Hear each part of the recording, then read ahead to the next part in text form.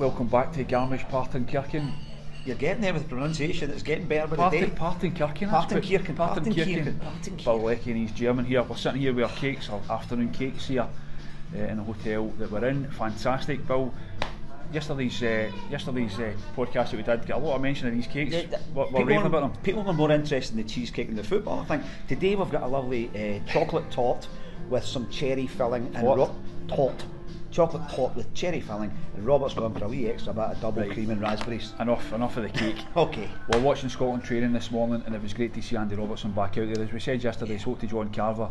There was no issues with Andy Robertson or Laurie Shetland, and he was true to his word, both out training, and that was great news, wasn't it, seeing him back out training there? Brilliant. No ill effects. We said yesterday that Andy came back out with a smile on his face after that wee knock, and there are just precautions. The only one who didn't train today, I think, was Ryan Jack. Again, precautionary because he's had injuries, he's not had many minutes, but to see Robertson and Shetland back out was really good news. Do you think Steve Clarke knows his team? We're getting closer. Where are we? Tuesday, the game's Friday night. Do we think he knows his line-up, or has he still got decisions to make? I think he'll have a decision to make at right wing back. I think generally apart from that, now we have been talking a lot about various positions, but I think he will know. But it's fascinating, I think, to talk about these things. Yeah, well, right wing back's probably what it is. It's between Ross McCrory, isn't it, and Tony Ralston. Yes. Big decisions to make. Obviously, we lost Nathan Patterson, Aaron Hickey, two big players for us. Hickey especially, I think, a big player for Scotland in the qualification campaign. Who does he pick in that position? Because I think that's a key role in the team. Absolutely, it's a big decision for him to make. Do you know, I've gone over this in my head, and it does probably come down to Ralston or McCrory, the two who were used. One was used in Farrell, then Ralston came in and placed McCrory against Finland. I wondered about whether he might think about, say, Jack Hendry moving out to play because he's good on the ball. I also wondered, would he maybe use a Forrest or a Christie in that role to get forward, but maybe against Germany you want somebody more defensive. If I was to put money on it, I'd say Ralston. For his... If we like to get the ball out to the left, if we have to do that, then we have to shuffle back round into a four at the back. Ralston's a better defender. Defensive qualities, that's what we're going to need. He likes a tackle. We're going to need that against Germany. Definitely. As much as McCrory probably is more attack minded, and maybe Ralston's maybe limited, if we're being honest about it, in that side of his game. I think he would say that himself. But we think Ralston. I certainly think that's who he plays there. Yeah, Steve Clarke has talked a lot about, even though Tony Ralston doesn't play all the time for Celtic, every day in training he works in a possession-based team, which is what Steve's trying to do with Scotland, and that possibly gives him the nod over Ross McCrory. I'm not. Ross in Farrell had a lot of opportunities to deliver the ball and didn't really do it to the best of his ability. The great thing is the two of them are really close friends.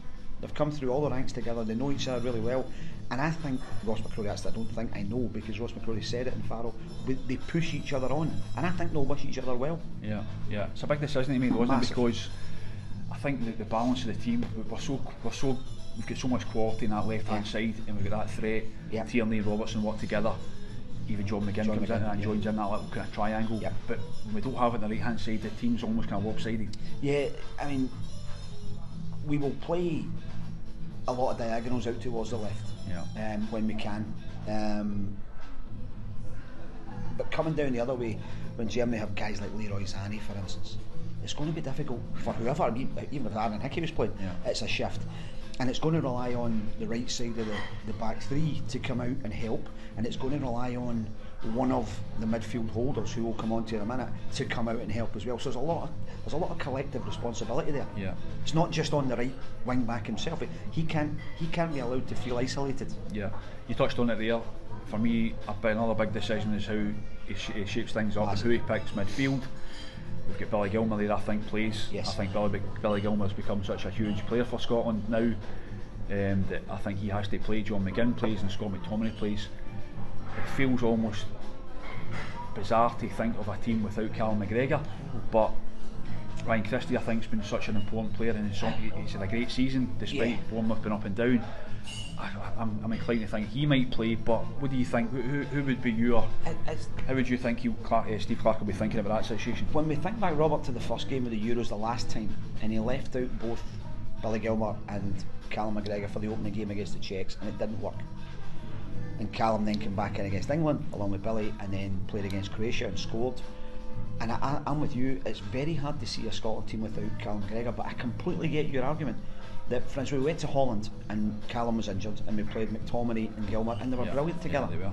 I mean, Billy Gilmour's just, his movement and his positional sense and just the way he rotates the play is fantastic.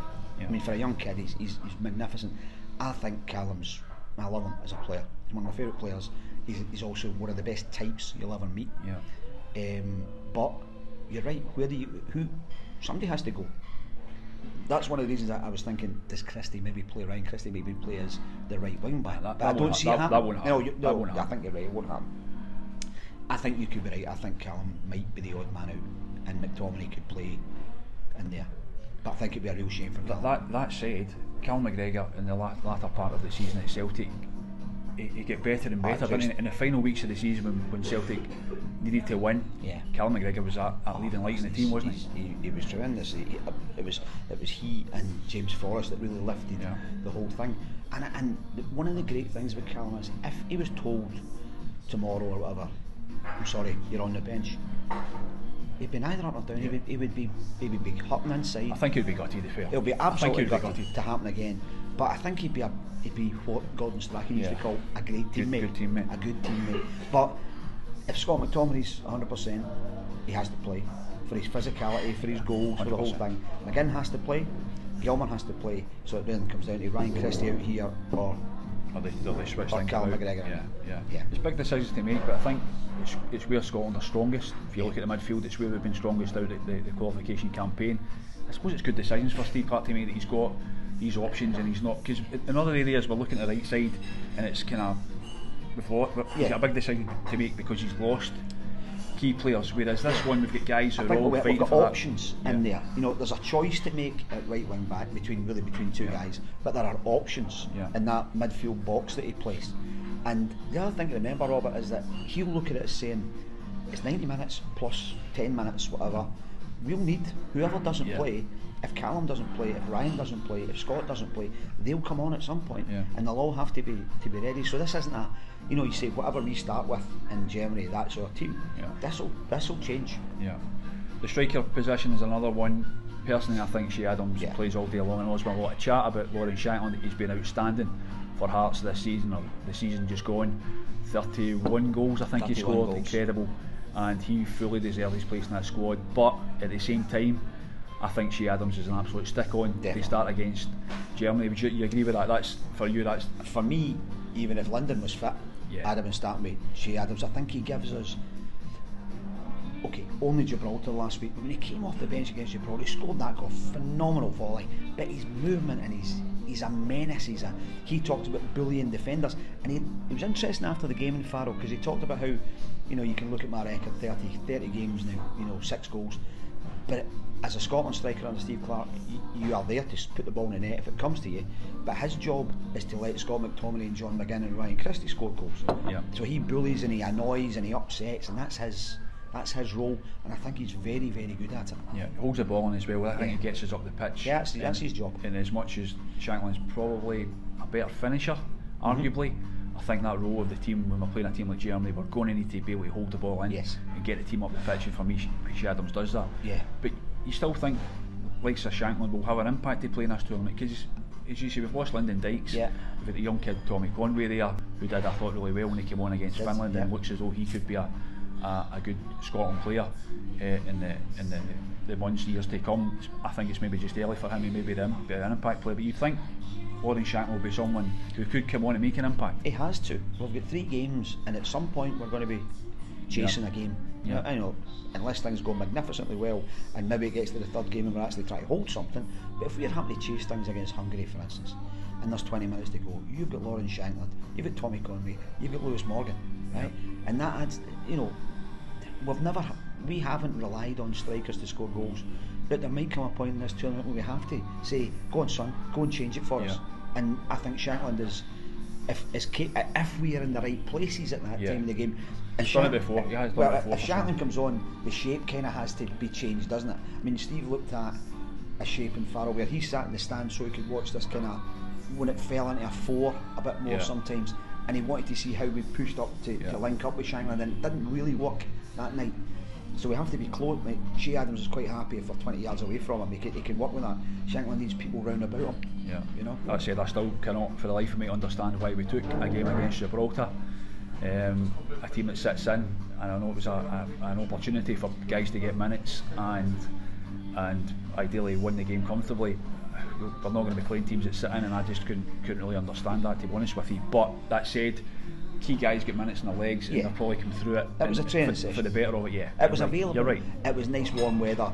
It was all those things. But I totally get the Northern Ireland game was a real lesson for us that teams that sit in were not very good at playing against them. Gibraltar was exactly the same. Finland to an extent. It was the same, yeah. You know, until they had to come out and try for something. Yeah. And I think if you were Hungary or Switzerland, you might be sitting there saying, you know what, let's just do what they call now, the trendy people call the low block. Yeah. Well, we call 11 men behind the ball. Older generation do. I was at training this morning, and the guys looked in great form. They were laughing and joking, and it was great to see. The Germans, by all accounts, had a little bit of fisticuffs. Fisticuffs. You're German again. What do you make of that? Do we read too much into that, or what do you think? Is that just the way it is in tournament football, that they're living in each other's pockets? There's going to be, I mean, I'm living with youth. Yeah, you've not hit me yet, but we're getting there. We're getting there. But is that just normal? These teams are going to, these players at that level are going to clash. I don't have a problem. You know, if it was Rudiger, wasn't it? Rudiger and Fulkrug. Yeah. So big centre forward, big centre half. You can imagine what's happened. Somebody's going in too hard on somebody in training, and the manager's probably going, "That'll do me, lovely, boys." Yeah. As long as nobody gets hurt.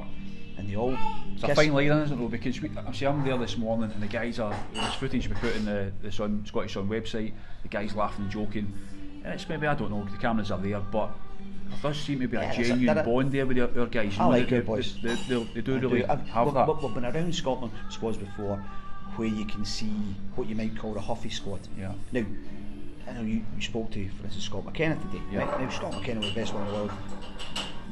Is unlikely to play against Germany, for instance, right? Yeah.